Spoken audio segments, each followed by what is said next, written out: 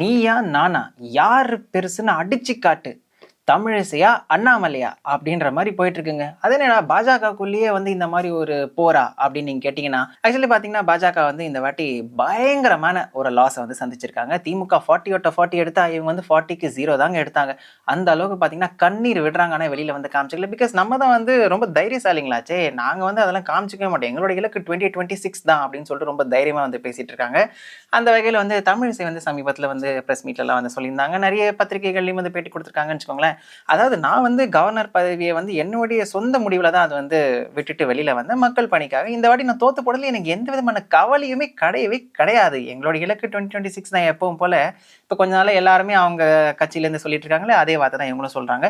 அதையும் தாண்டி சில விஷயங்கள்லாம் அவங்க வந்து பத்திரிகையாளர்கள்ட்ட சொல்லியிருக்காங்க. அதாவது என்னன்னா, என்னை வந்து பரட்டன்றாங்க. நானே என் பரட்டத்தலை பற்றி கவலைப்படுறது கிடையாது, நீங்கள் எதுக்கு கவலைப்படணும்? செய்தியாளர்கள் தேவையில்லாம பாஜக தலைவர்கள் பற்றி நீங்கள் எதுக்கு வந்து எழுதுறீங்க? தலைவர்கள் பற்றி அவங்க சொன்ன கருத்தை பற்றி எழுதுறீங்களா? எழுதுங்க. அதை விட்டுட்டு அவங்க அப்படி இப்படின்னு சொல்லிட்டு எழுதுனீங்கன்னா உங்கள் மேலே நடவடிக்கை எடுக்கப்படும் அப்படின்னு சொல்லிட்டு அவங்க சொல்லியிருக்காங்க. அது மட்டும் இல்லாமல் அரசியல் தலைவர்கள் பற்றி தவறாக எழுதினால் முன்னாள் தலைவர் என்ற முறையில் ஒழுங்கு நடவடிக்கை எடுக்கப்படும் அப்படின்னு சொல்லிட்டு அவங்க சொல்லியிருக்காங்க.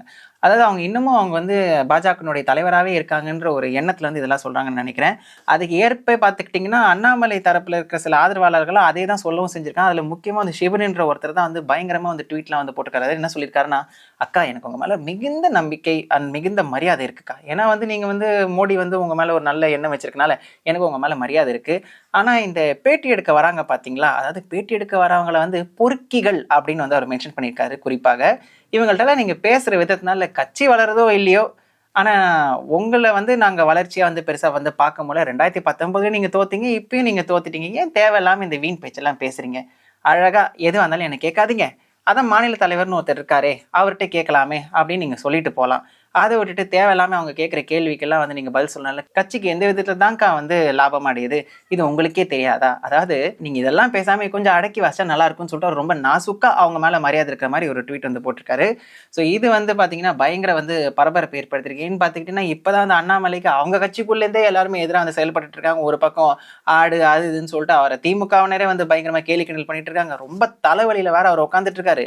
இந்த நேரத்தில் வந்து நம்ம தமிழிசையும் இப்படி சொல்ல போக அவர் ஆதரவாளர்கள் வந்து இவங்களை இப்படி பேச, கட்சிக்குள்ளேயே இப்படி இருந்தால் அப்புறம் பாஜகவுக்கு இங்கே சுத்தமாக எதிர்காலமே கிடையாது போல இருக்கே அப்படின்ற ஒரு உதாரணம் மாதிரி இது வந்து காமிக்குது. இது வேற எல்லாமே நம்மளே வந்து நம்ம வீடியோவில் சொல்லியிருப்போம், இவரோட தலைமை வந்து மாறப்பட போகுது அப்படின்னு சொல்லிட்டு எங்கே கொண்டு போய் முடிய போதோ அதை நம்ம பொறுத்து தான் பார்க்கணும். இந்த வீடியோ பற்றி நீங்கள் நினைக்கிறீங்கிறத கமெண்ட் பண்ணுங்கள், லைக் பண்ணுங்கள், ஷேர் பண்ணுங்கள், முக்கியமாக சப்ஸ்கிரைப் பண்ணுங்கள்.